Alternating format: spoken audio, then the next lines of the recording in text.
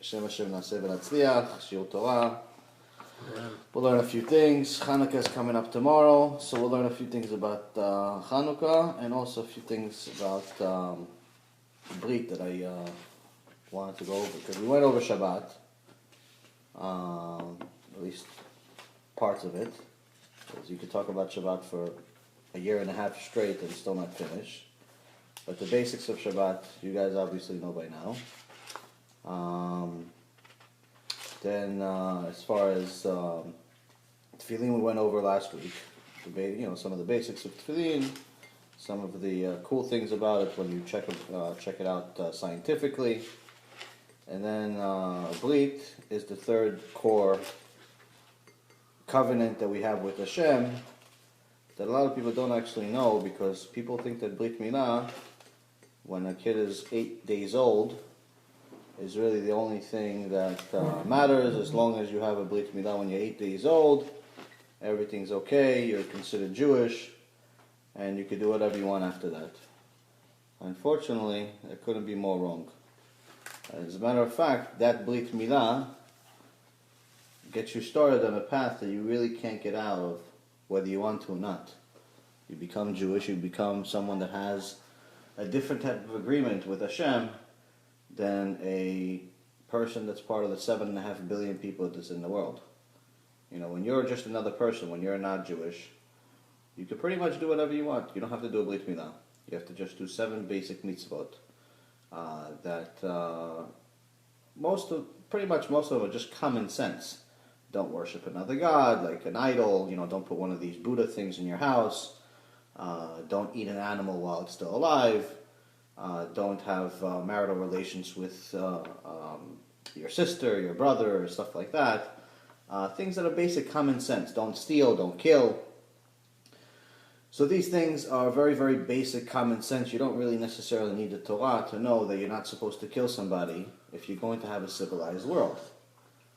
Now, when you're part of that part of the world, which is 99.999% of the world, you really have very basic requirements to satisfy HaShem. Unfortunately, most of those people don't do it. And the biggest reason is lack of knowledge, which is the same exact reason that you have with the Jewish people of why people don't keep Shabbat, why people don't keep the Brit, why people don't do tefillin, because they don't know. It's not that they don't know it exists, it's that they don't know the significance of it. And I think there's a very, very big difference between knowing something exists and knowing how significant it is, knowing how real it is. So, for example, I was talking to my brother the other day, and I think I gave you guys the same example. A lot of people say they believe in God. In my opinion, and I'm nobody, but in my opinion, 99.999% of the world does not believe in God. Not the same God that's a real God. Because if somebody believed in God, there's no way they would do anything against him.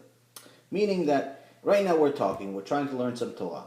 Okay, great. So we're learning some things. I'm showing you some things from the book, Hashem's book, and he gave us some amazing things to learn about. He gave us some amazing things that that science has advanced in over the last several decades to prove certain things that were already written 3,300 years ago. And everything is all fine and dandy. But that's going to be very different. There's a certain amount of evidence that will show you something is real versus seeing something for real. Meaning if something came down from Shemayim and Hashem started talking to us, that's a different level of knowing something is real than us talking about it in the way we are. And then even taking it one step further, somebody just says, oh yeah, I believe in Hashem in just my own way. I'll drive on Shabbat, but listen, me and Hashem have an understanding. No, I eat chazir here and there, but don't worry about it. When I get up there, it's going to be okay. I'll figure it out with Hashem. He understands my situation. So don't worry about it. Because I have a problem, I have a big desire to eat chazir once a week, Hashem forgives me. It's only once a week.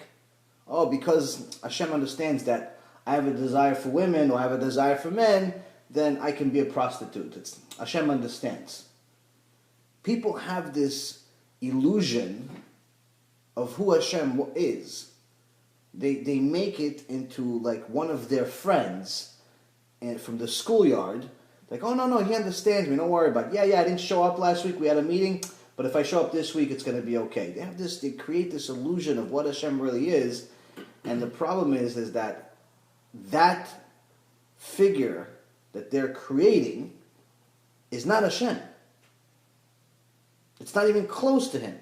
Because if Hashem came down and started talking to us, then we would know not only that everything here is real, and He's real, but everything He's saying from that moment on, it becomes like part of our blood type. It becomes part of us. When Hashem comes down and He starts talking to us, we realize that He's here. We realize that He's telling us, listen, Tomer, from now on, you have to show up on time. Nissan, from now on, you have to do this. Daniel, from now on, you can't pull no-shows last minute. All these things. If He starts telling you guys these things, you obviously know it's real. He says, tell me, you're on from now on. You have to actually be a little bit more prepared before the lecture, not wait for Hashem to help you last minute. So He has to give us something. But if He tells us these things, we know it's real, and we know it's there, and it becomes part of us. There's no doubt. Now, why does Hashem not just make it all easy for us and do what He did for Am Yisrael in Al Sinai?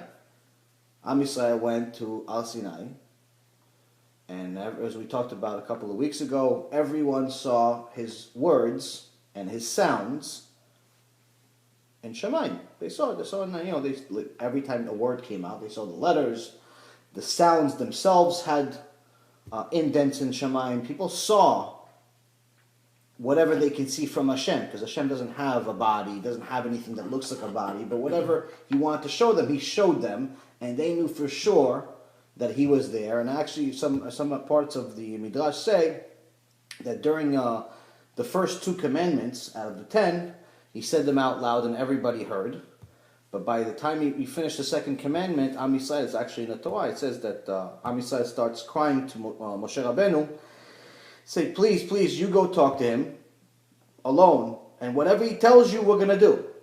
Just because if he continues talking to us, we're going to die. What was happening is that Hashem's Kedusha was so significant that when He was talking, the neshama of every single person was coming out of their body. They couldn't take it. People were actually dying. They actually say that's one of the things it's a little more complicated, but anyway, one of the Midrashim actually explains that was the first, that was one of the most significant, or the most significant time that Hashem did the first revival of the dead. When the Mashiach comes, all of the tzaddikim that have passed will be brought back to life. It's actually one of the foundation of Judaism is you have to believe that. Of course, when you're far from Hashem, it's hard to believe something like that. But that's at least something that we need to get to, if we're not there yet. But one of the revivals, one of the proofs that it actually happened is actually Al Sinai when the Jews were up there and they started crying to Moshe Rabbeinu to tell Hashem to stop talking, because they couldn't take it. They were dying. The neshama was actually coming out, and Hashem actually brought back their souls into their bodies. So the question here now is the most obvious question in the world that everybody should ask themselves: is Hashem showed Am Yisrael that He was there? It was very obvious. He showed them the plagues, that 10 plagues over a period of a year. Dam, Tzfaldea, Kinim, you had all of these plagues that happened in Egypt. Each one took about a week, and then there would be a break for a few weeks.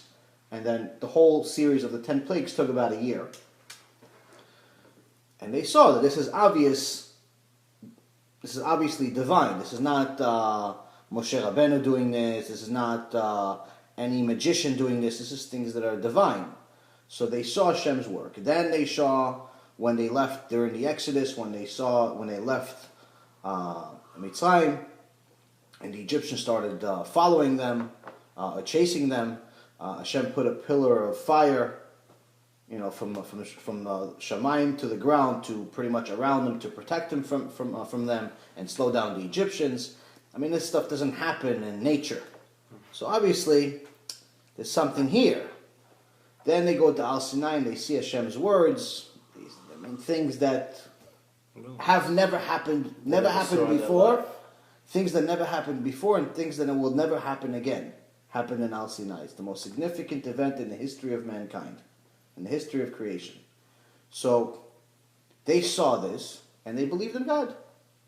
Pretty easy. I mean, listen, if I was there, which they say technically every neshama was there, but let's say if we got brought back in time 3,300 and something years ago, and we were in Al Sinai, we saw all of this stuff, life would be a lot easier as far as following what Hashem says, because we know, because we saw, right? So the question is, how come Hashem doesn't make it easier? Why doesn't He just come down here every time we have a Shiur Torah? Let Him teach us. It's a quick question, no? Here's the difference. When Hashem showed Am Yisrael and made it obvious and made it indisputable that He's there, that means that the margin of error was non-existent, meaning you could not make an error and not get punished. So it actually says that also in the Torah, in Torah Bechtav, in the written Torah, that a person violated Shabbat right after Al Sinai, the whole thing, a person that violated Shabbat, and Moshe Rabbeinu knew that that person is actually a tzaddik. He was a righteous person. So he didn't want to kill him, because he knew the Torah says somebody that violates Shabbat, you have to kill him. That's his punishment. We already went over it. Kill him in this life, next life, and he's not part of the nation. But the first sentence is here. But Moshe Rabbeinu is, he's a righteous person. He's very merciful. He doesn't want to kill him. He knows the guy is a tzaddik. He screwed up. Maybe he did something wrong. He doesn't understand why this guy did it. It's one of the midrashim says that he did it on purpose, just to show people the significance of Shabbat and the significance of the punishment, and to make sure that people take it seriously. But anyway, the point is that Moshe Rabbeinu goes to Hashem and he says, Hashem, he violated Shabbat. What should I do? So for anyone who thinks that Shabbat and the punishment for Shabbat is not real, or that the punishment that Hashem says maybe is metaphorical, some people say this, which is a big, huge, gigantic mistake that's couldn't be a bigger kfirah and heresy against the Torah than saying something against what the Torah is saying, by saying that, no, the punishments in the Torah, it's only metaphorical, it's not real. The death penalties that they say is not real, it's just that it's metaphorical just to scare people because Hashem loves everyone. So anyone that says that is going against the Torah, it's not true.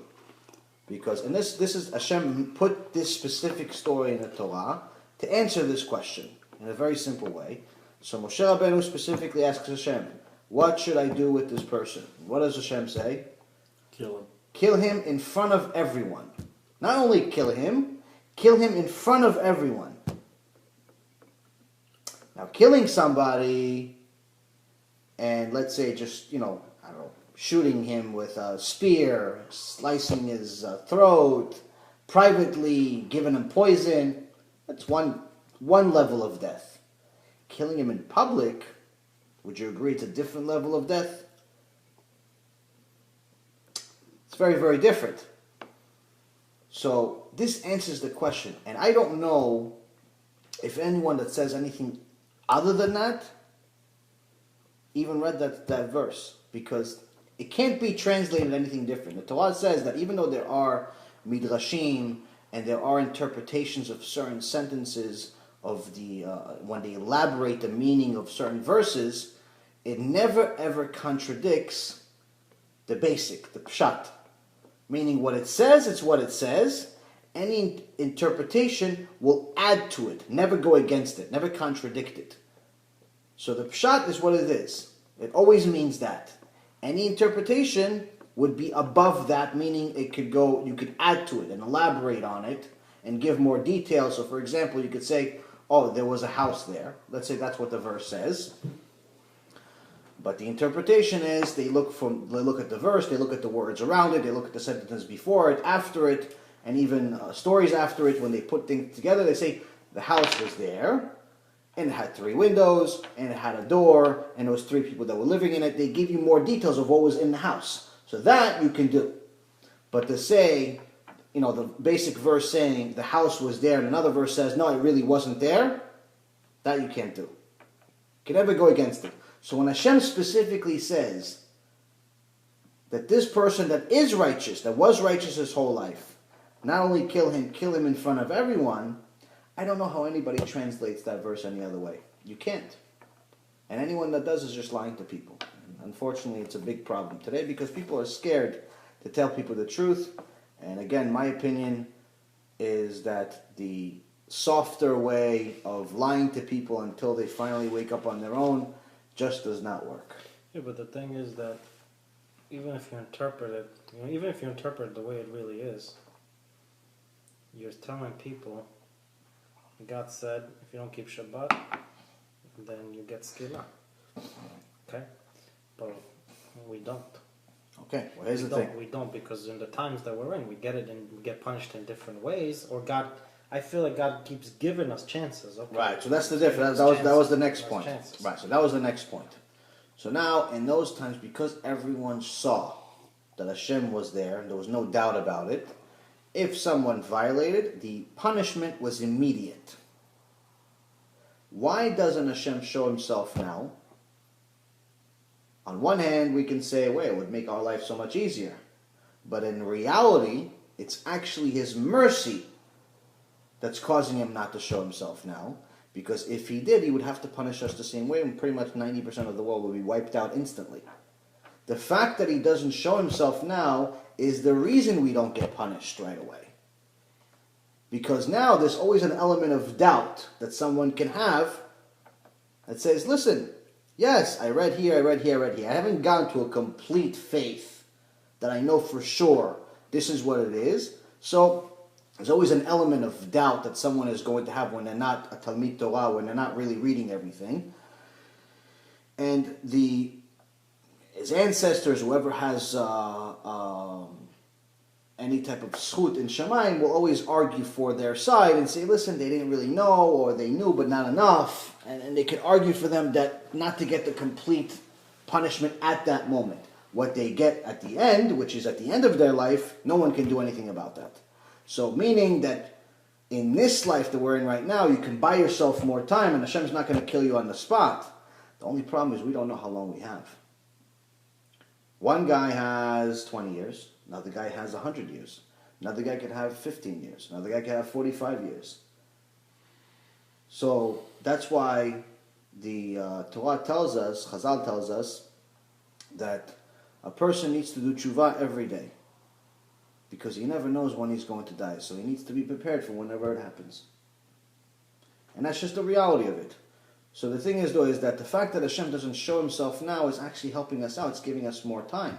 The problem is that if he gave us 1 year, and 2 years, and 3 years, and 4 years, and 40 years, and 50 years, and 1 shiur, and 2 shiurs, and 3 shiurs, and you went to 50 shiurs already, how many times you want? How much more time do you need? How much more information do you need before you realize, hey, by the way, buddy, you're not allowed to do it? So now someone can say the excuse, well, listen, I read it. I know that the rabbis say that it's not allowed, but I'm not ready. I'm not ready to do it. I have this excuse or that excuse. I have to do this, I have to do that. So then it goes back to the original argument. Which Hashem do you believe in? Do you believe in your type of Hashem, or do you believe in the real Hashem? Because in reality, if you believe in the real Hashem, how dare you think that he didn't know you would have this excuse? What, you think he didn't know that you would have an issue keeping kosher because you work in a place that doesn't have any kosher restaurants? You think he didn't know that you would have a desire for women, and that's why, he put you in that situation? You think he didn't know that you're going to have a hard time keeping Shabbat because you like to go on the beach every Shabbat because that's your favorite thing to do, and you're a fisherman or something? He created the world. He put it there. That's the point. If it was easy, what's the point? If it was easy to do, why would he give you any reward for doing it. Of course. If it was easy for you to do it, what's the point? What's the point of your existence? Think about it, because if life was easy, meaning if to do everything that Hashem wants us to do was easy, why would He send us here? For what? What, to enjoy? Life is not really that enjoyable. If you really think about it, most of life is dealing with problems. The vast majority of people's lives, this is not the depression, this is just the reality. The vast majority of any human being, whether it's Bill Gates, or it's us, or it's some homeless guy, or it's someone in between all of us, the average life is consumed with dealing with problems. Sick, poverty, bills, women, men, kids, pets. Everything that we deal with is a problem. We don't deal with them because we're happy to deal with them. We deal with them so we can move on to the next level, like a video game. Why do you beat this level? Because you want to move to the next level. It's like every day we try to beat this one level and another level and another level so you can move on with your life, so you can finally get to that happy spot that lasts maybe a few hours. So what we try to do is we deal with all of our problems, we try to fix all of our mistakes, we try to fix all of our issues, so we can finally get to that celebration area where you're celebrating for a few hours, you're having a party for a few hours, you're in love for a few hours, you're doing whatever you're doing, you're happy for a few hours. Just like you do in a video game where you finally beat the level and they give you all these little drawings and little video of how great you are because you beat this level, but then you start all over again. And then you deal with the problems and you go on, and then you have fun, and then you go on, and it's the same thing over and over again. That's just a reality. It's not necessarily that life is miserable, it's just that that's life. You deal with issues. No one wakes up in the morning every single day, and from the minute that they wake up to the minute that they go to sleep, they only deal with the most pleasing things in the world, and they don't have any flaws. Even people that are generally happy people will have things that, for the average person, are frustrating. Of course, it depends how you deal with them, how you absorb them. One person can take something as a problem, whereas another person can say that this is not really a big deal. Of course, the Torah teaches us this, and that's actually one of the core foundations of the Torah, is to teach you how to deal with these issues. But the point I'm trying to make here is that if our argument that Hashem brought us to this world so we could have fun, it's already invalidated and canceled out by this one thing, because in reality, there are easier ways for us to have fun. We were having fun as souls before we came to this world. Before Hashem put creation together, He created the souls. And the souls were only having enjoyment. And it got to a point where we had so much enjoyment that we started feeling bad for it because we didn't earn it. So if, let's say, for example, you went to a friend's house as a visitor, and the friend said, listen, come to the house, you don't have to do anything, just wake up, do what you want, the food will be served for you in the morning, you'll have breakfast, lunch, and dinner, you'll have everything that you desire, just think about it and I'll come to you. This sounds great. After the first day, phenomenal. Second day, still good. Third day, fourth day, it's okay. After about a few days, you start feeling bad. It's like, listen, he's just giving me so much good. I got to contribute. Let me at least take out the garbage. Let me at least wash the dishes. Let me at least help out. Okay, so listen, I lived in a little hotel for a couple of days, but after a couple of days, if you're a normal human being, you start feeling bad. You're like, okay, let me contribute something. Listen, you're buying me this, you're buying me that. After a while, you start feeling bad because, like, what? I don't deserve all of this. I need to help the guy out. That's a normal human being would have these reactions. So the same thing with our souls. Our souls were created, and we only had good. And it got to a point where all of that good made us sad because we felt that we didn't deserve all of it. So we actually asked Hashem to bring us to this world so we can earn it. Now, obviously, to earn all of the good that He can offer us, it's a big, it's not easy. He's giving us eternal good. What can we possibly give Him? He doesn't need anything. So the test obviously is not easy. Doesn't necessarily mean that it's not possible. Doesn't necessarily mean that it's impossible. That's too difficult. But again, you have to ask yourself, if I was here to have fun and work and do all of these things, then in reality, why would Hashem bring me to this world? He doesn't need my work. He doesn't need my money. He doesn't need me to go build another house or move another house or repair another phone or pick another stock. Or he doesn't need any of these things. So if we're already believing in the right Hashem, let's at least start thinking like he told us to think. If we're already on the right path, if we're not creating this fictional Hashem that most people do, and we have the right Hashem, let's start thinking like we're supposed to. So now, if we have this situation where he's telling us, listen, you have to come here and you have to do a mission. And we're like, no, I'm not really sure if that's right. Maybe I was here to get married and have kids. So how do you explain to people that can't have kids?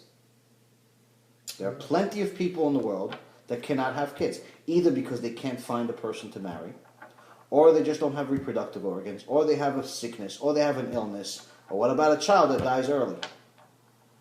Plenty of people in the world will give everything that they have in life just to have a kid, but they can't have a kid. So you're telling me that those people were created with no purpose? No, Obviously not. There's no such thing as a creation without a purpose. Nothing ever in history was ever created with no purpose. This is actually one of the things Rabbi Mizrahi says, which is a great example. He says, something as simple as this. You say, for example, you see this table that we're sitting around. Okay? We obviously know somebody made it. Right? It wasn't created out of thin air. I promise you guys, I didn't think about it and it was created. Somebody created it, I paid for it. So, the person that created it didn't just wake up one day and create this table and put this table, build this table, and somebody asked them, well, why'd you make this table? No, I don't know. Well, is it going to be used for something? No, I don't know. Well, is it something that you're going to do something with? No, I don't know. I didn't create it for any reason. No one ever, it makes no sense. Everything has to have a reason. This notebook was created because somebody wanted to sell it so somebody else could write on it. The phone was created so somebody could use it to communicate with someone else. The book was created so you could transfer information from one brain to another. The food was created so one person, can sell it, the other person can consume it, and both can continue living and continue doing transacting business. Everything was created with a purpose, which means that every creation in this world, which includes us, has to have a purpose. So if we were created in this world to have children, it wouldn't make sense that would be the purpose, because there are plenty of people in the world, millions and millions of people that cannot have children or just never have kids. So you cannot say that Hashem, the creator of everything, created something with no reason. You're pretty much saying that he made a mistake. It's not possible. So obviously children is not the reason why we were created. Food is not the reason why we were created, because he could have easily made us not necessarily eat. We don't serve any purpose by eating. Yeah, we could do a bracha, but it's not a having fun and eating at different steakhouses is not necessarily going to elevate anyone's soul by any stretch of the imagination. No one's going to Gan Eden because they ate a good steak at one restaurant over the other. So children is not it. Having fun is not it. Working is not it. Getting married obviously is not it, because that has to do with children. All of these things are important parts of life, and they add to life, they add to the purpose, but it cannot be the purpose. So the question is, what is the purpose? What is the point of life? That's the big question that everyone has to ask themselves at some point in life. And the people that create, there's two types of answers. There's the right answer, and then there's the answer that everybody creates. The answer that everyone creates has a lot to do, as a direct tie, to them creating a fictional God. Because since believing in the Torah will obligate you to do certain things that you may not want to do initially, that means you can't believe it fully. You'll believe it in a different way. Which means then you will also translate things in a different way. You will translate things as they become convenient to you, as they fit you. So what ends up happening is that you say that, okay, maybe Hashem put us in this world to do some Torah and mitzvot, but He also put me here to have a little bit of fun too, and maybe go on vacation 2 to 3 times a year, and also buy myself a Ferrari as soon as I get to a certain financial threshold, and to also date a new girl every few months, and so on and so forth.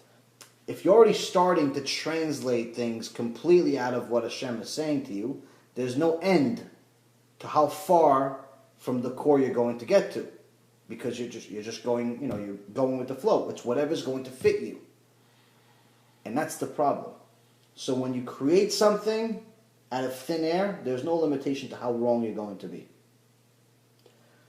So the answer that most people will have is whatever fits their life at that point. So they're going to say that, whatever is the most significant for them at that point. So someone that's relatively young, inexperienced, is going to tell you, yes, my number one purpose in life is to, have a girlfriend, have a boyfriend, get married, something like that. Or get this job. This is my life. I need to get this job. This is the future. This is everything.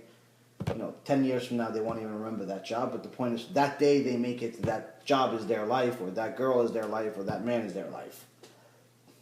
That's a convenient answer for someone who's choosing the wrong direction. The real answer is actually in the Torah. Hashem tells us that what our purpose is. The question is, are we going to read Hashem's letter or not?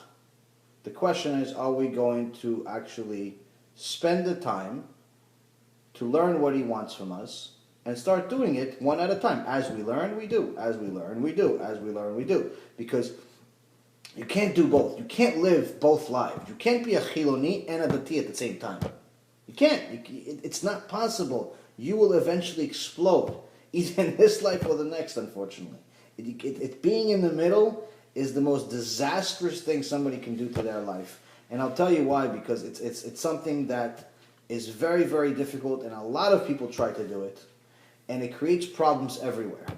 It's like anywhere you go, when you're trying to be let's say for example, people that make the mistake of driving to shul on Shabbat. Those people never actually enjoy Shabbat. They have no concept of what Shabbat's about. They go to shul because they like to socialize, they like to talk to a few people. But the actual concept of Shabbat being a significant day, a day where they rest and things like that, not even close, not even remotely close to it. It's just not. It's not something that's part of their vocabulary. It's when you're getting to a situation like that, when you're using the Shabbat the way you want, the way you define it, it's no longer the same Shabbat. It just becomes another weekday that you don't work. And that's a reality. So, when you're living the half Chiloni life and half Dati life, what ends up happening is that both sets of people that you have in your life, people that are secular and people that are religious, neither one of them would eventually be able to stand you. Because both will see you as a hypocrite. The secular people that you're around will say, hey, listen, this guy's pretending to be a Dati, what a faker. And what ends up happening, they think that everybody's like you. Like, yeah, he's probably going to synagogue on Shabbat, but everybody's like him over there, because if he's like that, what's to say that the other people wearing a kippah are not like that also? So what happens? Your little desire to drive to shul on Shabbat becomes a huge chilul Hashem, because now you're making people think that everybody that wears a kippah is just like you, because they know you're a nice guy. They know that you're a good guy. They know that you're a wonderful guy. They know that you're a great woman. They know that you're the most brilliant person on planet Earth, and you're this and you're that and everything else. So how could you possibly be such a bad guy? No, of course, everybody else that you go to shul with is just like you. So then you have pretty much the entire religion thrown in the garbage because you decided that you need to drive on Shabbat. Or you decided that you need to put pig on your Shabbat table. No, the one is not different from the other guys. I know that pig touches people's nerves a lot, where they say, oh yeah, eat pig. No, ma pitam chas v'chali, I never eat pig. But driving on Shabbat, no, it's not a big deal. Actually, driving on Shabbat is like eating 1,000,000 pigs. Over and over again. Non-stop. It's again, every time you press the pedal, it's one Chilul Shabbat. Press the brake, Chilul Shabbat. Pedal again, light, another light, stop sign. It's over and over and over again. It's a disaster that you don't realize when you're doing it because it seems like it's not a big deal. But that's the thing. So the secular people become religion haters because we decided to drive. Or they think that everybody's like that, so they're like, what is this guy going to give me a lecture about something? He's probably driving on Shabbat but just pretending like he's not, so how am I different than him? The religious people, they look at you, they're like, look at this guy. Look at how he's violating the religion. But most people are not going to have the nerve to tell you something. They're not. They're not going to have the nerve to say, listen, buddy, you really can't drive on Shabbat. They don't know you well enough, they're shy, they don't want to embarrass you, or they just don't have the chutzpah to do it. They just don't have it. But it hurts them, and what ends up happening, those people have children. And this happened to somebody I know. Someone who was pretty much raised this family, very religious. Yeshiva, just 100% amazing. Great guy, works nonstop. I think he has like 3 jobs. Wow. Just to provide for his family. But 3 jobs. But a couple of his kids, first it started with one kid, saw the people that were doing the halfway, said, oh wait, if they talk on the phone on Shabbat, I can talk on the phone on Shabbat. And the phone became the car, and the car became that, and the next thing you know, he's completely not Jewish. So what happens is that, yes, maybe you won't affect every person, but you could affect enough with one person that was pretty much brought up religious, but not with enough emunah where they know why they're doing it, and you can take them without even knowing it, without even knowing that you even impacted anybody at all, take them completely off the derech, and make them completely secular, and that person can end up ruining their entire life just because they saw you talk on the phone outside of shul on Shabbat. One time. Because again, the impact you have on children is much more significant than the impact you have on adults. That child will remember what he saw forever. The adult may forget about it 5 minutes later.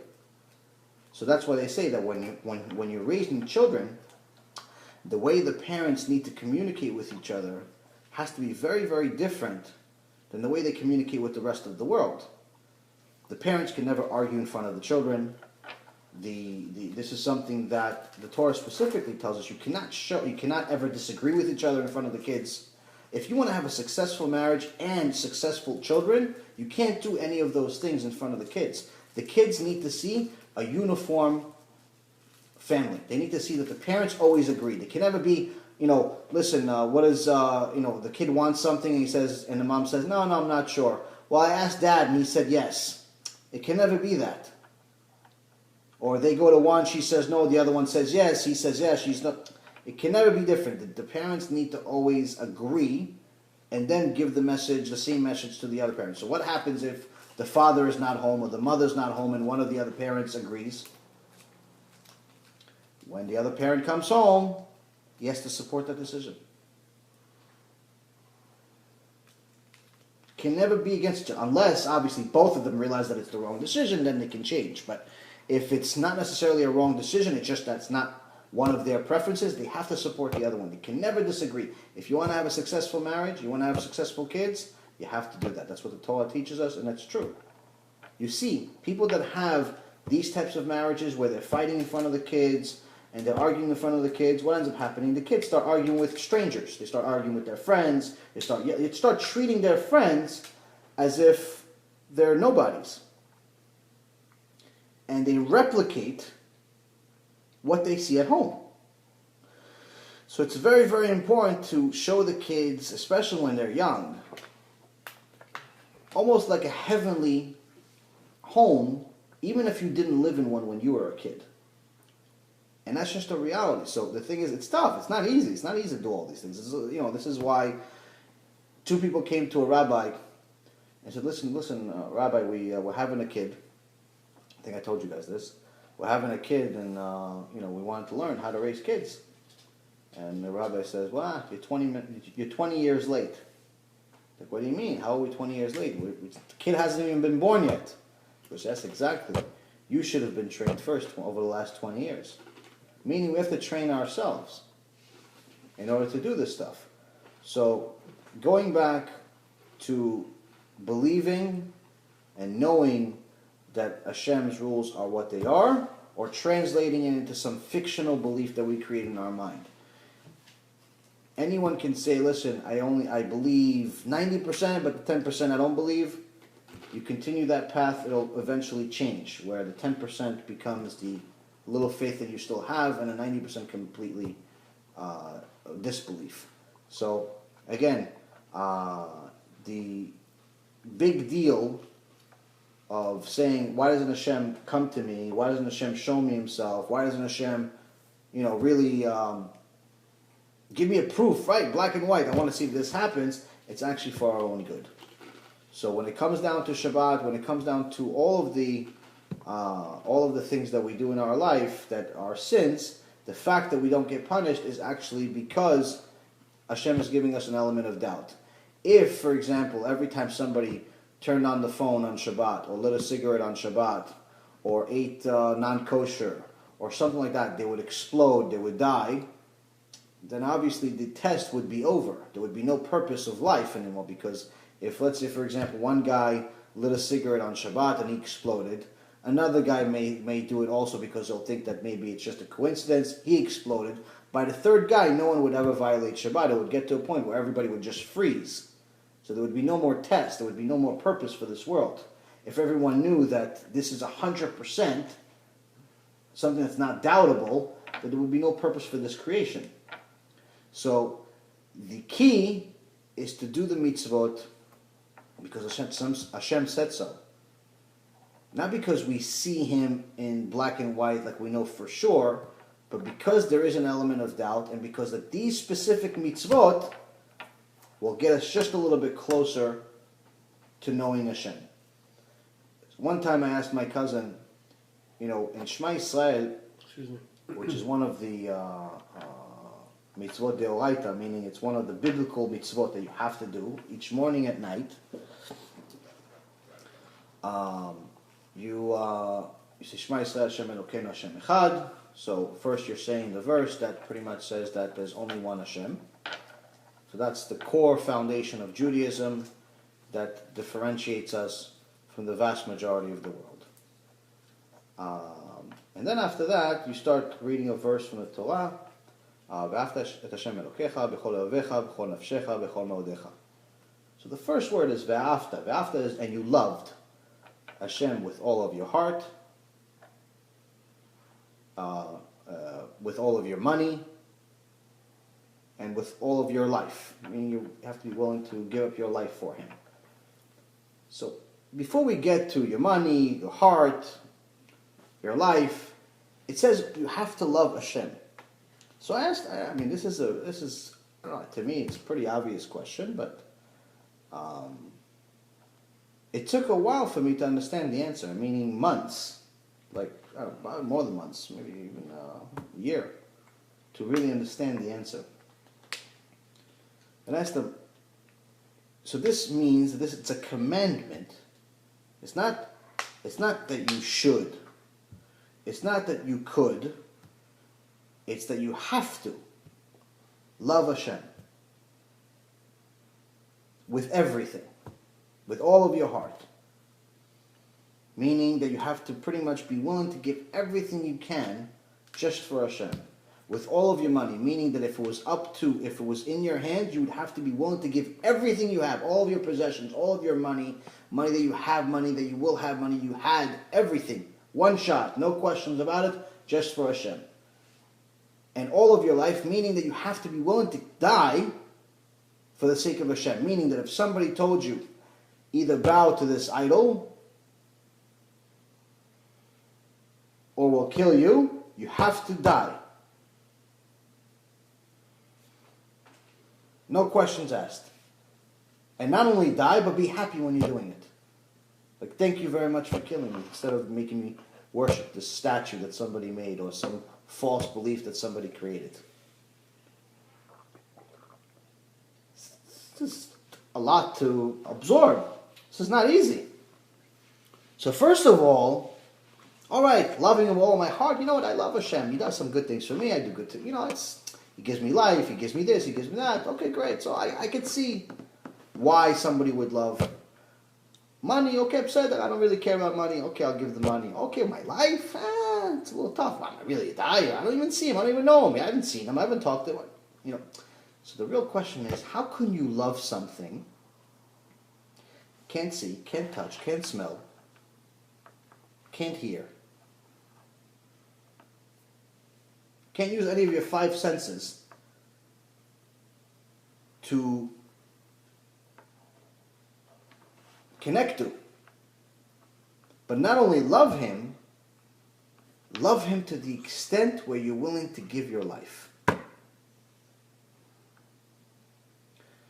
And that's what question I asked my cousin.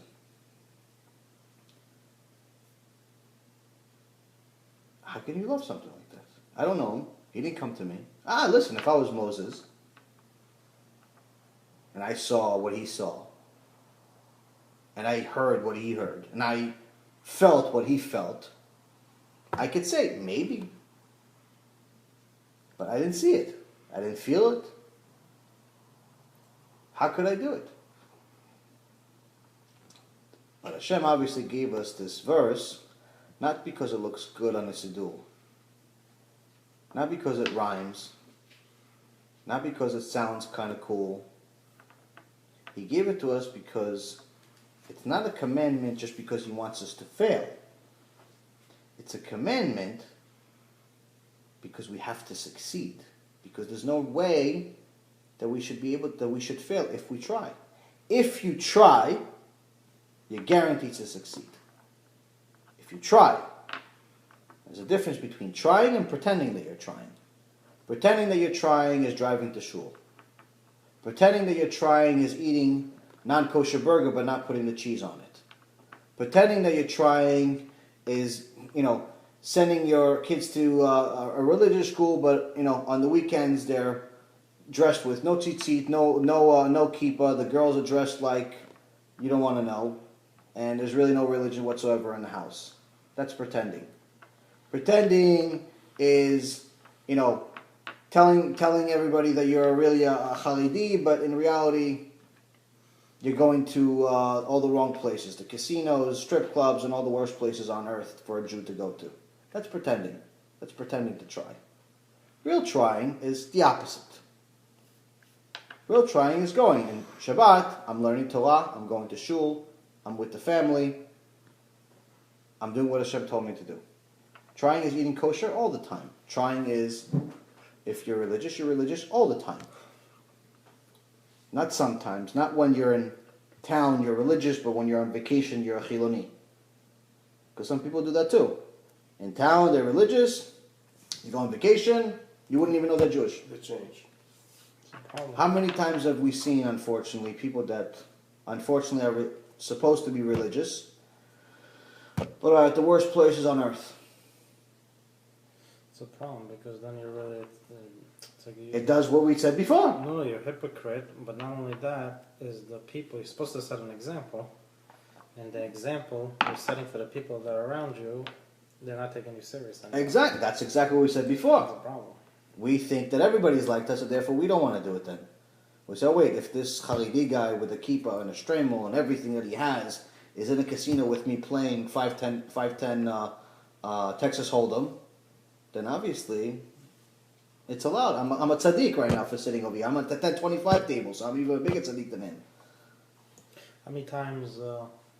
that's the thing. You see them at the worst places, and you think, oh, wait, maybe this is Judaism. And in reality, it's not Judaism. Jews are not necessarily the best representatives of Judaism. The only perfect representation of Judaism is the Torah.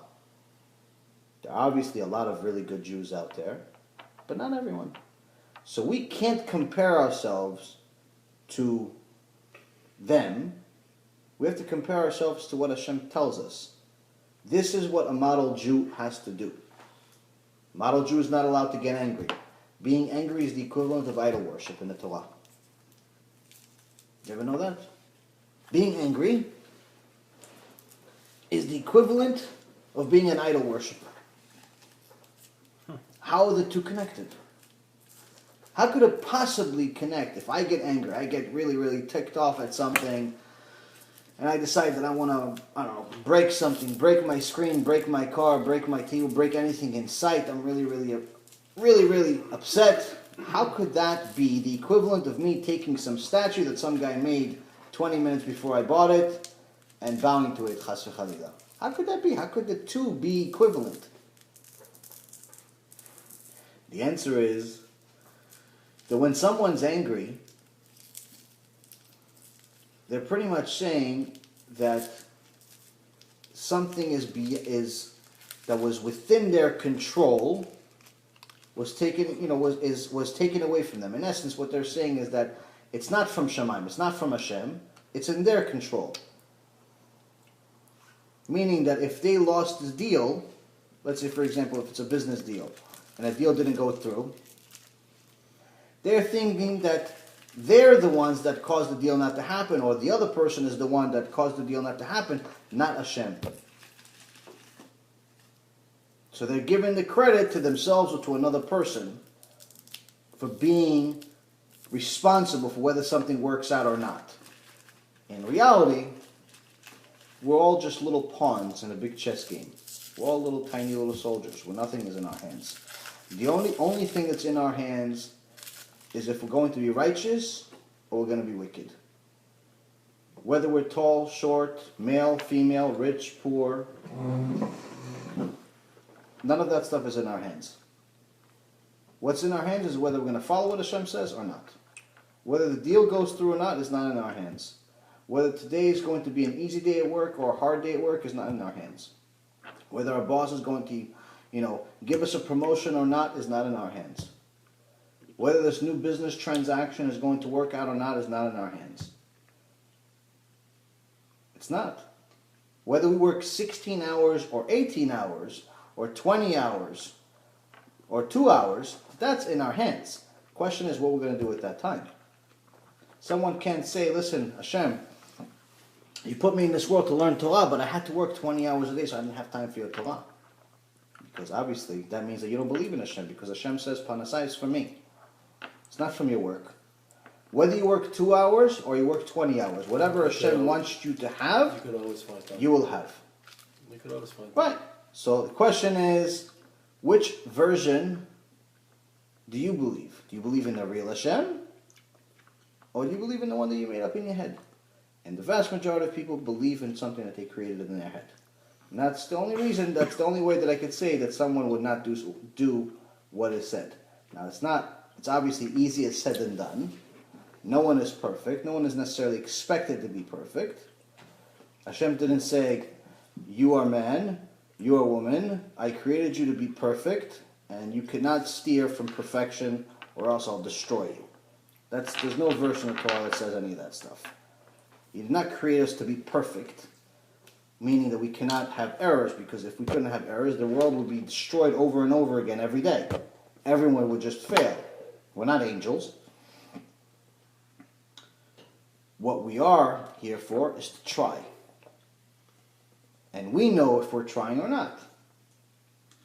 So now, the core parts of Judaism we already discussed. You have the Bleak, which we'll talk about a little today.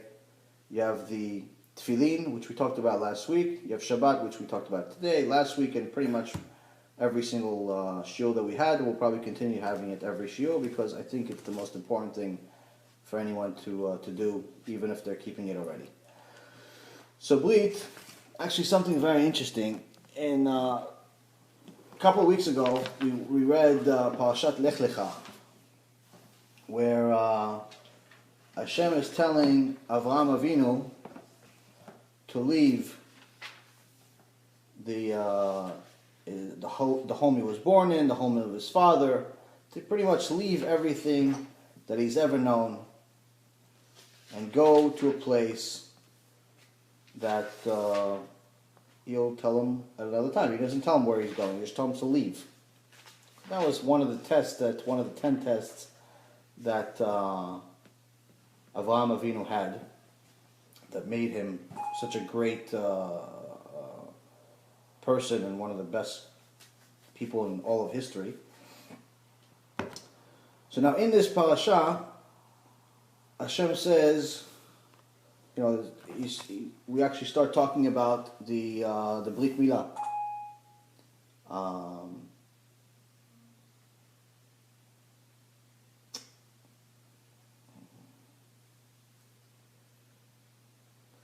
Okay, so now, first of all, as far as the Bleak, we have, let's see, okay, so you have verse 17:9. I'll read it in English so everybody understands. God said to Abraham, as for you, you shall. So first he tells Avraham Avinu before this verse. He tells Avraham Avinu that I will do all of this for you. I will give you the land. I'll make you exceedingly fruitful. Meaning, I'll give you, make you into a great nation. Kings will come from you. In essence, his name will last forever. And he's going to give him the land of Canaan, which is later known as Israel, and pretty much reward him an everlasting reward, which means forever, eternal, not just in this world, but the next world. So this is what Hashem says, I'm going to do for you. What will you do for me? God says to Abraham, and as for you, you shall keep my covenant, you and your offspring, after you throughout their generations. This is my covenant, which you shall keep between me and you, and your offspring after you. So this is pretty much, Hashem is reestablishing, this is again, a couple times he says covenant, which in Hebrew is briti. Briti means my covenant. So he's saying this word several times. Number one, to show its significance, and to show that it's distinguished from every other word that's used in the Torah. So now he says, every male among you shall be circumcised. You shall circumcise the flesh of your foreskin, and that shall be the sign of the covenant between me and you. At the age of 8 days, every male among you shall be circumcised throughout your generations. He that is born in the household or purchased with money from any stranger who is not your offspring, he that is born in your household or purchased with your money shall surely be circumcised. Thus my covenant shall be in your flesh for an everlasting covenant. An uncircumcised male, the flesh of whose foreskin shall not be circumcised, that soul shall be cut off from its people. He has invalidated my covenant. So there's a lot of things in this short paragraph that we can learn probably a few hours from, but I'll try to keep it as short and sweet. I have a few pages on it if you guys want to hear, but the advantage of English is that it makes you understand the literal translation of things. The disadvantage of English, or any translation for that matter, other than Hebrew, is that it takes away a lot of the inner meanings of some of the things. So, for example, in Hebrew, it doesn't say, so in English it says circumcised and foreskin. Okay, circumcised, everyone knows what circumcised is, because we have the advantage of living in a civilized world that became part of our vocabulary pretty early in our life. And we also know what foreskin is, we've learned about it at some point in our life. When the Torah was written, though, neither one of those words were something that we knew. So, for example, when Hashem says, this is my covenant, so it says, Zot Briti. Okay, so Brit, we know already from Noah's time, that Hashem uses that word Brit, which is the agreement between him and Noah, that he's not going to destroy the world again. That was the reason why he put the rainbow. The rainbow was created for the purpose of reminding us and Hashem, not really reminding Hashem, but Hashem says, I'll be reminded when I put the rainbow that I'm not to destroy the world. But that also means, by the way, just so you know, anytime you see a rainbow, you're not allowed to say to somebody, oh, go look at that. Because in reality, what the rainbow represents is that Hashem actually, if he did not have the agreement with Noah, he would destroy the world at that moment. That's what the rainbow means. That means that the world is wicked and deserves to be punished. And he would destroy the world, but the reason why he's not is because he has the agreement with Noah. And the representation of that is the rainbow. So in essence, when someone says, look at the rainbow, really what you're saying is, look, Hashem can't destroy the world because he has an agreement and he can't go back on his word. So things that we don't know as little kids, you always say, oh, look, the rainbow, how cool is that? Not allowed to do that. So It's a blessing. little thing. It's a big blessing, but it's also something. You're supposed to say blessing when you say the Yes, you say the blessing, but that's also part of the reason. That's the big part of the reason why we even have the rainbow. So now going back to the Bleak, we know that Noah had a Bleak with Hashem, but now we have a new Bleak with Avraham, between Avraham Avinu and Hashem, and he says here, Zot Briti asher tishmeru beni ubenechem uben zaracha acharecha imol lachem kol zachar. What is imol? Imol is circumcised in essence. Okay, so that's. We don't understand. We don't really know what the imol is. We don't know what he's talking about. Right. What part of the body? So then after that we say v'namaltem et besar arlatechem. Arlatechem comes from the root of the word arla. Arla is the foreskin. Problem is that one of the things that the Torah was supposed to do is teach us Hebrew. It was written originally in Hebrew, and it was only translated to every other language later on. So now, how would we know what Olah is? This is actually one of the proofs that the Torah is divine and not man-made. Because if a man wrote the Torah, the last thing he would do is say that the Olah is part of the sensitive organ of a man's body. He would say it's maybe this, or maybe the nose, or maybe a piece of the eyebrow, or any other part of the body, but definitely not that part. That's also just one of the logical ways to prove the Torah is real and not from some person. So, now how do we know what Olah is? Olah came from the oral Torah. The Gemara explained to us what the Olah is. And it's not part of the body and how to do it and so on. Now, a lot of people that read the translation don't really realize that the Sfat HaKodesh, meaning the holy language, didn't explain it like the translation is explaining it. Meaning that when it's written in English and you see the word foreskin, you could easily understand what foreskin means. You could easily understand what circumcised means. In Hebrew, it's not like that. So this translation is already using the oral Torah as assistance to explain what this even says. So it's not necessarily a word-for-word translation in a way that would be exact, because in reality, many of the words in Hebrew, you cannot translate them exactly. So that's one thing. The second thing is that a lot of people have a mistake, is a lot of people actually say, oh, you know what, there's some people called Karaite Jews. Karaite Jews are people that say that they go against the Torah, the Gemara, but they believe everything it says in the Chamisha Chumshe Torah. But everything that it says in Gemara and the oral Torah, they don't believe in, which is the same thing with Christianity or Catholicism. They say, again, yes, we believe in the 5 books of Moses, but we don't believe in the oral Torah. The problem with that whole mindset is that if they use a little bit of, investigation, a little bit of research, a little bit of effort, they would realize that you cannot believe one without the other. Why? Not because, there's a million reasons why you can't, but there's one very, very, very simple reason why all of them, that entire concept that one can exist without the other, can be canceled in just one simple answer. Without the oral Torah, you would not be able to read the written Torah. What does that mean?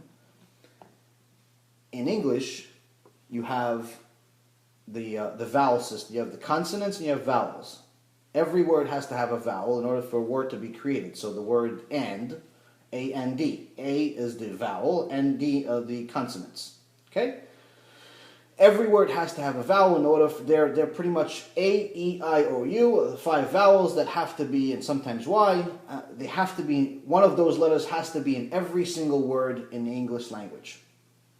Makes up in essence, the foundation of every word. Every language has this, to some extent. Okay? In Hebrew, our vowel system is not letters.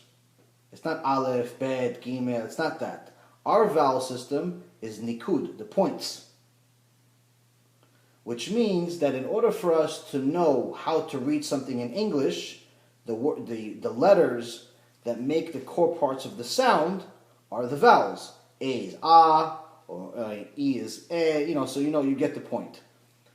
In Hebrew, the letter Aleph, Bet, Gimel, all of these letters that we have in the Hebrew language by themselves make no sound. The way we know how they sound is based on the points that are under them, above them, on the side of them. That's the vowel system. So without the vowels, we wouldn't even know how the word sounds or what it even says, because you can spell the same word with the same letters, but if you use different points, it's a completely different word. Not even similar. Doesn't even sound the same or look the same. It has nothing to do with each other. It's not like English where there's 2 words that are spelled the same, but they have similar meanings but not quite the same or anything like that. In Hebrew, it's completely different. So the vowel system is this nikud. The Torah originally was written only on scrolls. It wasn't books back then. It wasn't printing machines, obviously, 3,000 years ago. And the scrolls, like the Sefer Torah you have at Shul, if you notice, there's no nikud. There's no vowels. Why? Because it's a law that you're not allowed to have nikud in the Sefer Torah. Wait a minute. So how could we read something if we don't know how it sounds? How could we read something if we don't have the vowels? And that's where the oral Torah comes in. There's something called a codex in English, codex, or ketel. That's why you have ketel sometimes on the back of a shul with the Sefer Torah. It always says ketel sometimes, it's popular. A lot of people don't know what that means. Ketel is actually the codex, which is the vowel system, part of the oral Torah, which actually shows us where to put what in each letter in the Torah itself, where the blueprint pretty much. There's actually a very good book called the Aleppo Codex. It's a true story, conspiracy type of story, but nonetheless a true story about a codex, which was an original book that had it was written a couple thousand years ago, that had the original nikud of the Torah. Now the people of Aleppo, which is part of the Middle East, I think their codex was maybe a little younger than that, maybe 1,500 years or something like that. But anyway, they had this codex, this original version of the codex in their shul for hundreds of years, from generation to generation to generation. And when the war broke out after World War II and they founded Israel, there was a big issue of trying, obviously the Arab countries went and, pretty much tortured all of the Jews that were living in their countries, and one of them were the people over there. So they did, they burnt a lot of Beit Knesset, they burnt Sifrei Torah, they did, tortured all these people, unfortunately. So the people of this congregation pretty much didn't want to lose this amazing piece of history, and the whole book is about pretty much how it got from there to Israel. And a lot of conspiracy behind it, how they weren't technically, the government of Israel wasn't supposed to have it, but somehow they got it. It was really supposed to go to a different synagogue in Israel. a lot of disagreements, a lot of backstabbing. So very, very interesting story. So now, if you guys want the book, it's a short book. It's pretty interesting. But anyway, to read the Torah, you have to have the vowels. Which means that in order for me to understand what this says, what the Hebrew words say, I have to know what they say. Because if I need to know what to say, even if I don't understand Hebrew 100%, in order for me to translate it or have it translated, I have to first know what it says.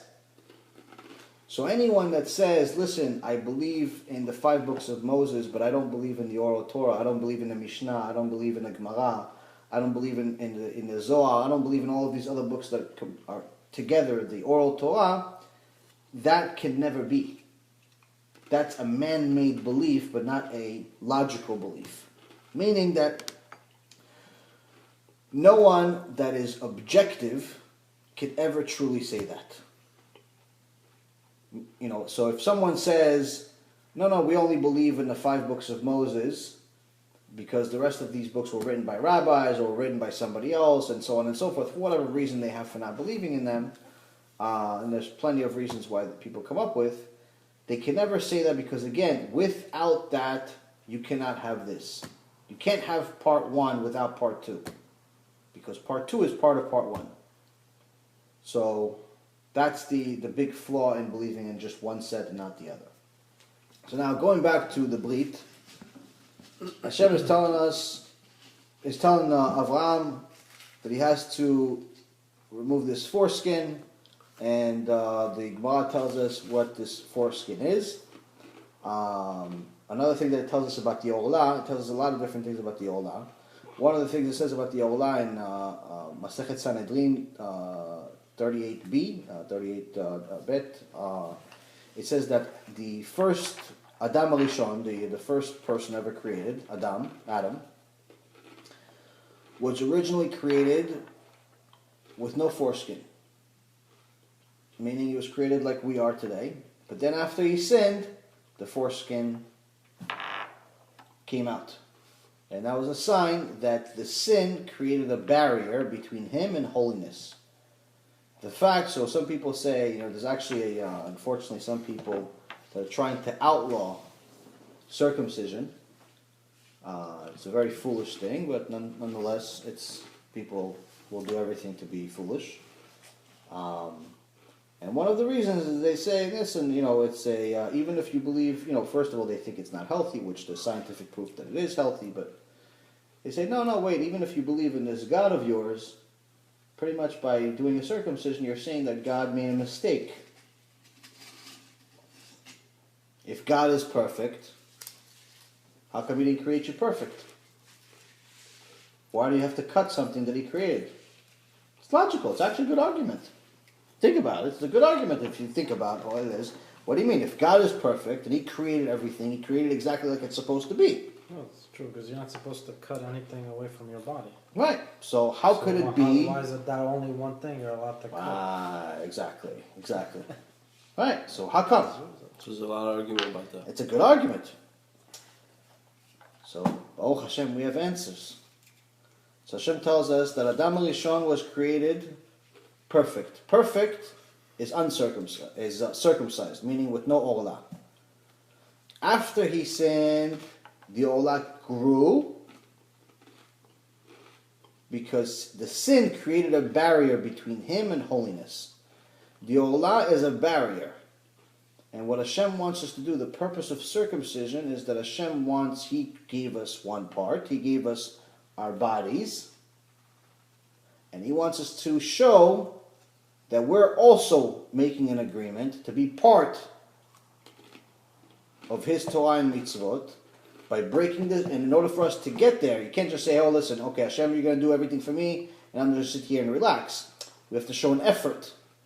We have to go through a barrier, just like anything else in life. In order for every time you want to go to another level, you have to go to a different barrier, to different hurdles. So the Olah is just one barrier.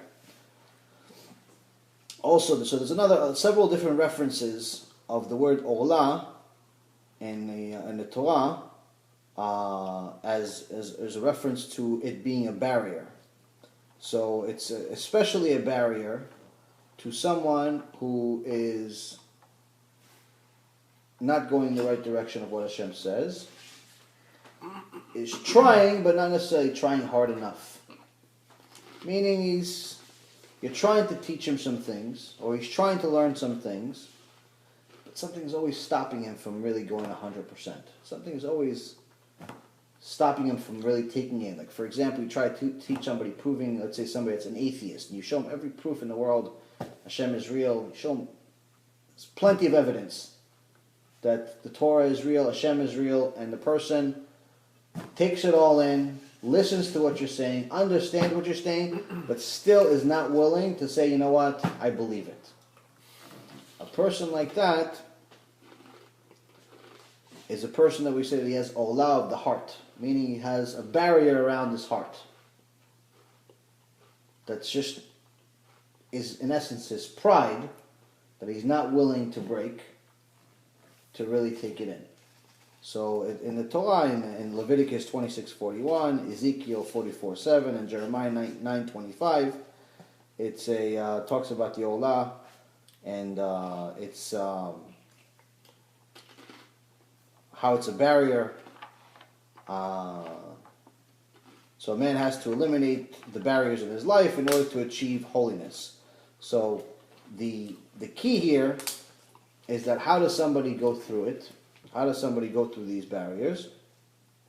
In order for someone to go through these barriers, the first thing they have to do in order to do tshuva is stop committing sins. Most people go about it the opposite way. What they try to do is do mitzvah, and they think that that's going to get them close to Hashem.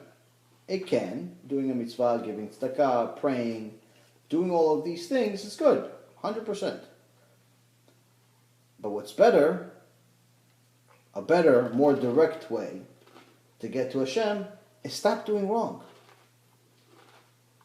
Now listen, giving a homeless guy a few dollars and helping him out, that's great, it's wonderful. But if you're eating a bacon, egg, and cheese on Shabbat at McDonald's while you're giving the guy $2, I don't think Hashem is really going to care for you too much. That He's going to give you the pleasant life you're hoping for. So again, it's the first thing. The first strategy is to stop sinning. But we're all predisposed to sin because we have a yetzer hara, we have an evil inclination. So getting over that evil inclination, another name for it is the olah of the heart, pretty much is a being able to overcome our own desires.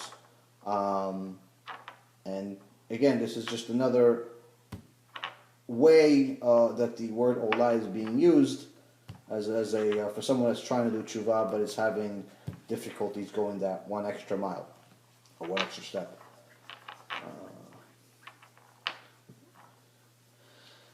In Leviticus 26:41, I summarized it a little bit. So Hashem is pretty much saying, it's talking about people that are doing tshuva, but they're doing an incomplete tshuva.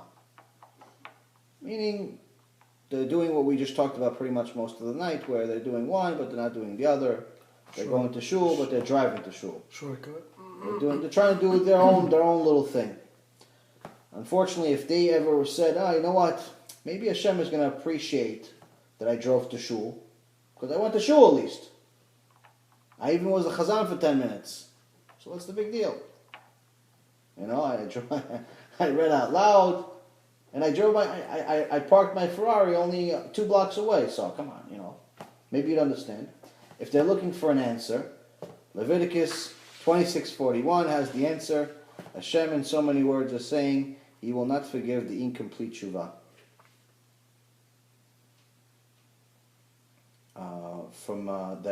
That's insincere, from those uncircumcised hearts. From those uncircumcised hearts is in essence what we've been talking about, olah of the heart, the people that have not been able to overcome their desires.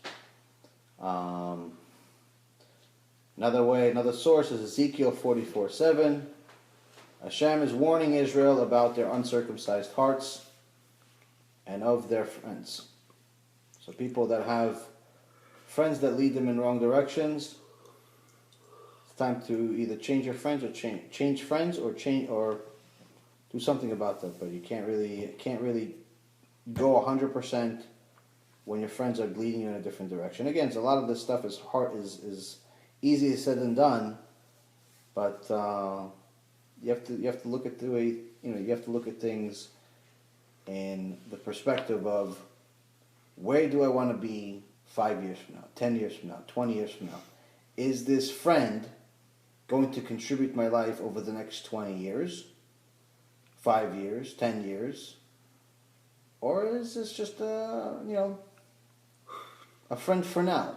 If it's a friend for now and you're really giving up your eternity for them, it doesn't make sense. Even if it's a friend forever, that you think it's forever, it's still not worth it. But the point I'm trying to make here is that, you have to look at things in a certain perspective. We give up too much for very little in return. People spend their entire life trying to work nonstop to make extra money so their kids can go to the best schools, and after that they can go to the best high schools, and after that they can go to the best colleges, and after that they can have the best, most expensive wedding, and after that they can have the best jewelry and car and house and everything else, and they all left the house, and the parents are alone, and the kids are living their life, and the father that made all that money and the mother that made all of that money has no Torah, no mitzvot, no life, and maybe even no relationship. People don't know though. You don't really. You visualize things different. No, I'm just saying, but you don't know. You don't know that what you're doing in this world and certain things that you do, how they reflect Olam Haba. What you're giving up in this world for Olam Haba. People, if they really knew, they wouldn't do. That's why we said in the beginning. That's why I said that most people don't know, because if they knew, they wouldn't do it. The problem is that ignorance is not a very good excuse. Why? Because in our generation right now, even though we're the lowest generation, we're very, very far from prophecy, we're very, very far from the Torah and where we're supposed to be. But we have more access to Torah than any generation in history. Anyone that wants to learn Torah is only one button away. Our phone, our watch, our iPad, our computer, our television, shulim in every corner, our B'tei Knesset, there's more than enough of them. There's more B'tei Knesset right now than there's ever been in history. If you want, you have access to it. So to say that I don't know will hold weight for maybe a day. Because if you want to know, you can find out by tomorrow. You can find out in a minute. If you want an answer for what's allowed, what's not allowed, you can find out in minutes. It takes obviously some time to implement everything and learn everything. But to say that I'm going to spend 60, 70, 80 years in this world and come to Hashem saying, you know what, Hashem, I didn't know, and think that that's going to work, that's, I think, not a good answer. May actually get an extra punishment for making Hashem, you're treating him like a fool or something like that. So, again, the ignorance excuse could hold weight for a very, very short period of time. Next one is Jeremiah 9:25. Hashem warns the Jews who are uncircumcised physically, but are also that are circumcised physically. Oh, this is actually a very good one. Yeah, so a lot of people, obviously, there's a lot of Jews, that didn't necessarily elect to be circumcised when they were kids. They were 8 days old. But their parents did it. Some parents that completely didn't believe in Torah still did it, and some people that believe in Torah did it. But the point is that it's one of those mitzvahs that actually has a lot of luck, where most Jews in the world, and most people in the world these days actually, have a circumcision. So in Jeremiah, so people say, okay, listen, I'm Jewish, I was born in Israel, I'm circumcised, I had a bar mitzvah, my mom is Jewish, I'm Jewish, what's the problem? I don't have to keep Shabbat, I don't have to keep this, I don't have to keep all those things because I'm already Jewish, so it's not a big deal. Remember I told you guys, one guy, I told him that about the severe punishment of violating Shabbat, and he told me, no, I'm Jewish, I have a Jewish passport. Remember I told you guys this? Right. So, same type of response. So here, this is a response for him actually, or anybody like him that says, no. What did he say? I showed him the verse in the Torah. It says that one of the punishments of violating Shabbat is death here, death in the next world, and also being cut off from Am Yisrael, meaning not being considered part of Am Yisrael, not being considered Jewish. So he goes, no, Mapitom, I'm Jewish. I have a Jewish passport, and he takes it out of his pocket and he shows me his Israeli passport. What does that have to do with it? He didn't understand you? No, he understood me, but What does the passport have What to does do? it do? Because he's from because there. people, you He's have to from the understand. land. No, because you have to He's understand. from- People Okay, sure. Okay, tie בשבילו- something physical to everything. People need something physical. They need something tangible in order to believe, in order to know. They need something physical. That's why idol worship was created in the first place. People needed something physical. That's why we act the way we act. That's why we, for example, one of the most popular things that people do these days is they buy engagement rings. Why do they buy engagement rings? What, the woman wouldn't know that he's proposing to her without an engagement ring? Because it's a sign. She needs something physical. How much? Okay, I know you love me. How much do you love me? That's the whole concept.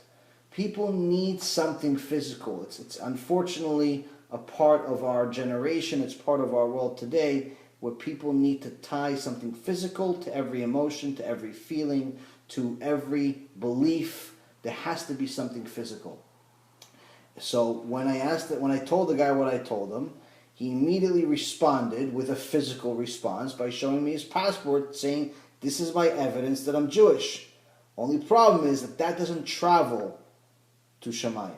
It only stays in this world. So I don't think it's going to hold too much. But in case he's watching and he's looking for an answer, he can look at Jeremiah 9:25.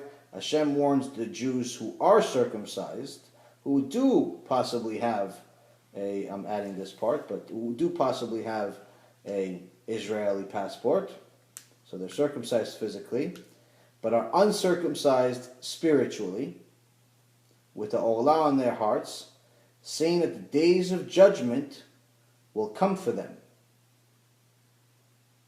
and the Gentiles who go against Israel.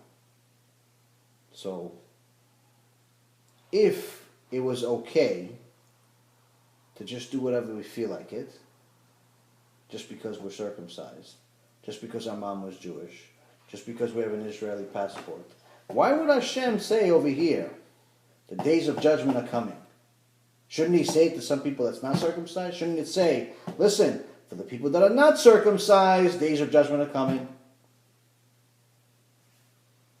Because they didn't get circumcised. Of course, judgment's coming to them.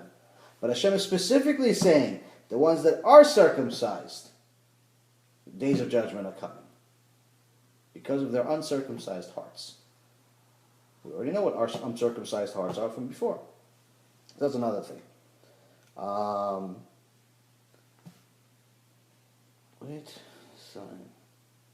So in this, going back to Parashat Lech Lecha, verse 17, chapter 17:10, 17:11, something very interesting.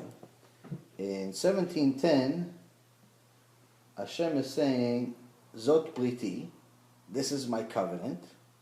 And 11, it says, Leot Brit, meaning the sign of the covenant. So on one hand, he's saying the circumcision is the covenant, is the agreement. But on another end, he's saying this is also a sign. So what does he mean by a sign? So we already know, we know what the Brit is. We already talked about it for the last 40 minutes. What does he mean, Ot? Ot Brit. So in Bereshit, when Cain killed Abel, Hashem punished him. And it says that Hashem put a sign on his head. Put a sign on him. Some say it was a physical sign, either a physical letter on his forehead. Some say it was even a dog that he gave him. Because Cain was very scared, saying, listen, since you now cursed me and you kicked me out of the land, anyone that will see me, meaning all of the animals, will no longer fear me. They'll kill me as soon as they see me. So Hashem says, no one will kill you for 7 generations, and I'll give you this sign to protect you. So from there, and from other places, we learned that ot, meaning that's the sign, can also mean a physical sign. Something physical. So the Brit Milah, the circumcision, over here he's saying literally, the reason why on one hand he's saying this is the covenant, and this is the sign of the covenant, so it's not just a covenant like he had with Noah, it's not just a covenant that he had in other places in the Torah. There's a sign for this covenant, meaning that this is literally a mark on the body. That anyone that's Jewish, you're going to know that he has to have this mark on their body. And that also teaches us why we're not allowed to have tattoos on our body. Because Hashem says this sign, this physical sign that you're going to have on your body, is going to represent the agreement you and I have for eternity. So I don't want my sign to compete with somebody else's sign. When somebody tattoos their body, they're putting a sign. They're putting something else. That sign represents something. Sometimes it represents idol worship and they don't even realize it. Sometimes they do realize it. Sometimes it represents a boy, a girl, a dog, or nonsense.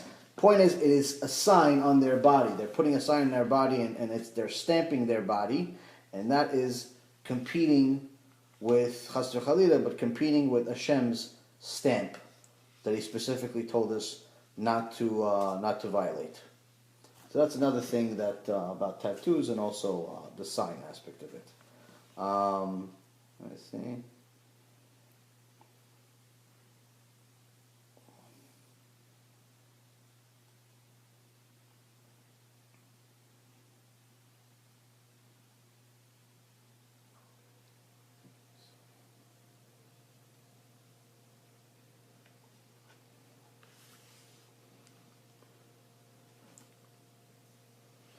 Oh, so question is, why did Hashem pick that spot? Well, there's several reasons for that, but why did Hashem pick that spot of the body? Why not the ear? Why not the finger? Why not just get a haircut? Why not shave for the first time? Why not, cut off a toe? Why there? Because that part is a reproductive organ, and it's going to symbolize that the Bleak is so important that in order for Am Yisrael to continue surviving, the Bleak has to continue surviving. The Bleak is essential for Jewish eternity. Meaning, if we just stop, if the Chas v'Chalila, a law was passed like the Greeks tried to do, actually during Hanukkah, one of the things that the Greeks tried to do is destroy us. They were different from the Romans. The Romans tried to kill us physically, like the Nazis. The Greeks tried to kill us spiritually. So they tried to make circumcision, or they did make circumcision, a violation against the law. So the Brit Milah is on the reproductive organ, because in reality, if such a law, Chas v'Chalila, was passed and there was no more Brit, you wouldn't be able to tell who's Jewish and who's not. You wouldn't have this covenant anymore. So in order for Jewish mankind to survive, and the rest of the world really to survive, because one of the purposes of the world, the purpose of the world is Judaism and Torah, in order for that survival to stay, we have to have this Brit. Why the 8th day? There's two interesting things about the 8th day. 8th day, the number 8 represents something supernatural in Judaism. So you have the 6 days of the week, you have 7 days as a holy. Number 7 is a holy number, it's a godly number. And number 8 represents something mystical, something supernatural. So how do we show that something is supernatural on the 8th day? People are constantly saying that Brit Milah is dangerous for kids, and if it's done incorrectly, it can be. But for some reason, Hashem is obviously blessing every child at the 8th day, without most people even knowing that it's happening. So now the human body has a certain amount of white blood cells. And a certain type of vitamin that's created within the body as well that will continue getting lower and lower as they get older.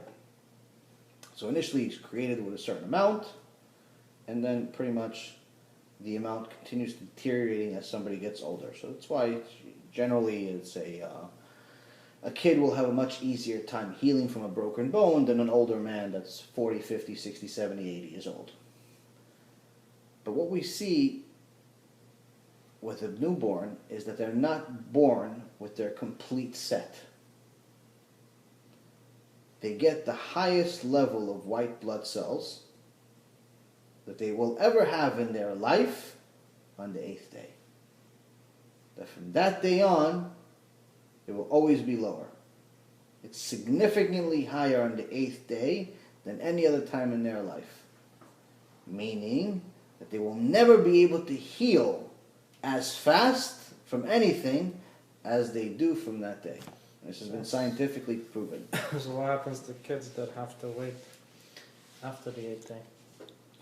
If it's a physical reason, obviously, there's people that are, there's kids that are born prematurely, or they're having health issues, and it would be a health risk for them to have a Brit Milah on that time. So obviously it doesn't necessarily apply to them because they're outside of the exception, the outside of the law. So there's, for every rule, there's an exception to the rule. So in that particular case, I actually know somebody that had a kid that was born with a very, very serious heart problem, and was in the hospital, I think, for 7 or 8 months of the boy's life. But HaShem, he's out of the hospital now, and I think he's doing much better. But he was doing much better when I spoke to him last, HaShem. But very, very, very difficult first 7 months, so they didn't do a Brit Milah. Yeah, so it's Brit Milah is supposed to help us, not endanger us. We didn't do Brit Milah for 7 months. Yeah. Or period. No, eventually they did, of course. Wow, 7 months for a kid, 7 months to do Brit Milah. It's not easy. It's not easy.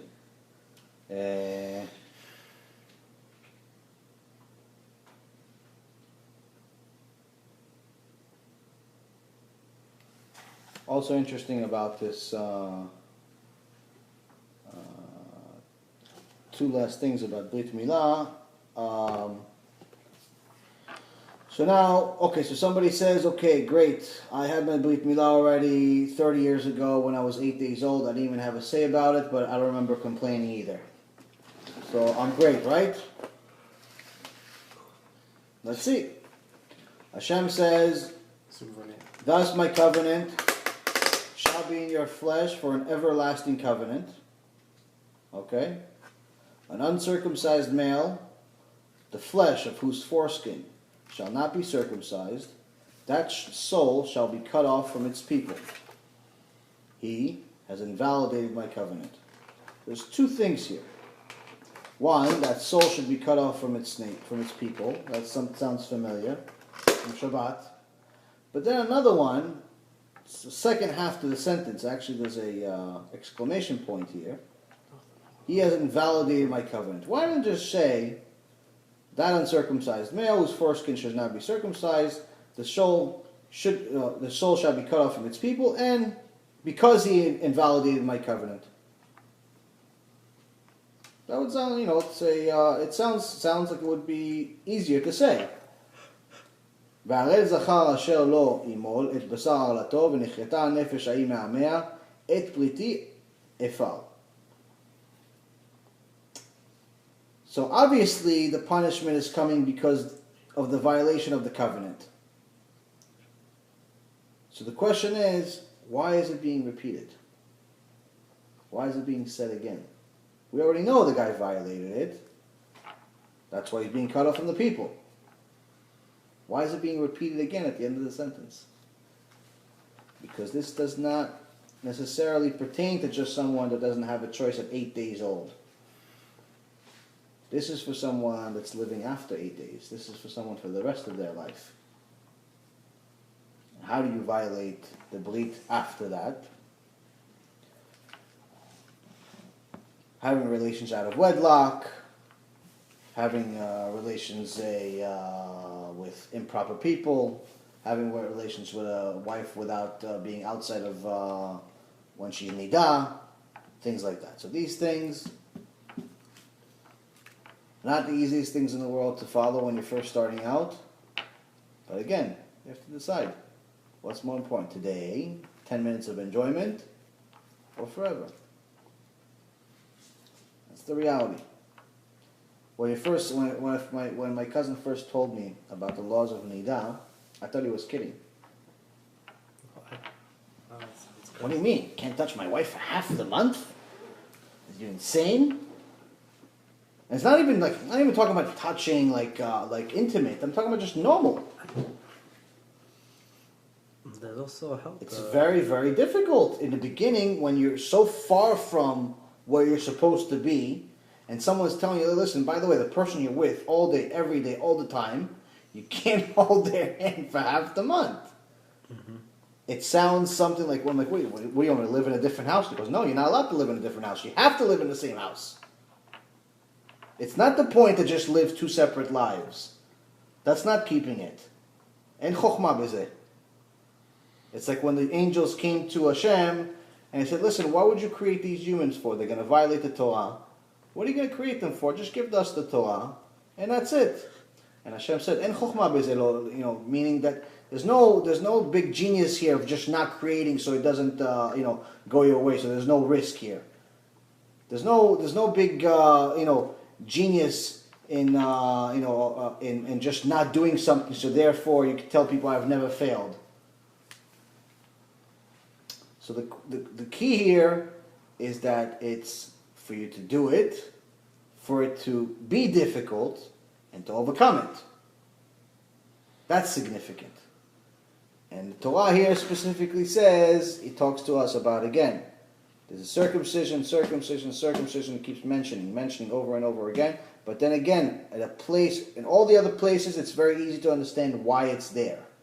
In this last sentence we just read, this last verse we just read, where Hashem is telling us, after he's punishing this person and cutting him off from its people, he's saying he's violated the covenant. Obviously he violated the covenant. That's why he cut off from the people. Why is he saying it again? And it's very easy to understand that this does not belong here if it's pertaining to the same type of person we talked about before, which is an 8-year-old person that doesn't even have a choice. So that's something key to understand again for our life, because we're not going to get into it today, but the punishments for Bleak, you don't want to know. It's really something that gets, it's very, very tough. It's very, very tough, to say the least. So the key for us is not necessarily to scare everyone to death so they become paralyzed. The key is to at least know the truth so you can make a fair choice. If you don't know, then you're always going to have the excuse, I didn't know, and get the Shemayim. Hashem says, you didn't know? Well, you didn't try hard enough. Well, now you know. Make a choice. It's very simple. Just make a choice. It's not, you have to decide. If Hashem is real, he has to be real all the time. If he's not real, then what's the point of doing anything? That's the real question here. If he's real, if the Torah is real, if you really believe that Hashem is the creator of the universe, of everything that you see, of the atoms that are moving over and over again that makes everything feel like it's solid, of the books, of the information, of our minds, of everything that we eat, consume, see, hear, touch, if he's everything, then he's everything all the time. Not just sometimes. So, if he's everything all the time, then why am I only doing what he says sometimes?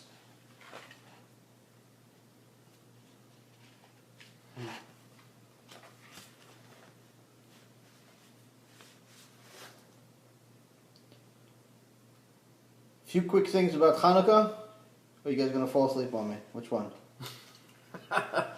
like I have. No. Okay, so let's do some Hanukkah stuff. 6:45. I was at my truck No, I'm not. this morning. I'm actually talking to Tom over here who's playing with his phone. See, maybe the phone has more debate Torah than what we're talking about here. I don't know. Or maybe he's looking. I'm researching something. Like Mozart, when I go to Mozart, so he's like, so what's interesting in the phone? we will say some jokes about the phone. So tell me what's, I mean, what are you reading? What are you reading over there? What are you researching? guys gotta come with me on Mozart Wednesday night, whenever you have a chance. קיבלת על הראש קצת, על הבריק. Now I see why the zurkvaniot you said they're good. מה זה? To burn it, you mean? Yeah. To burn the zurkvania? No, I'm not talking about that. It's one of the Yeah, biggest challenges, one of the hardest challenges in Judaism. Not easy, my friend, not easy. Okay, so Hanukkah, a few things. You ready? Or did I scare you away? Okay, so you know what? Let's stop here. Let's stop here, and then we'll continue another video. We'll start another video later. So, HaShem, we got some. We'll call this the Bleak covenant video, and B'ezrat Hashem, we'll start a new video another time.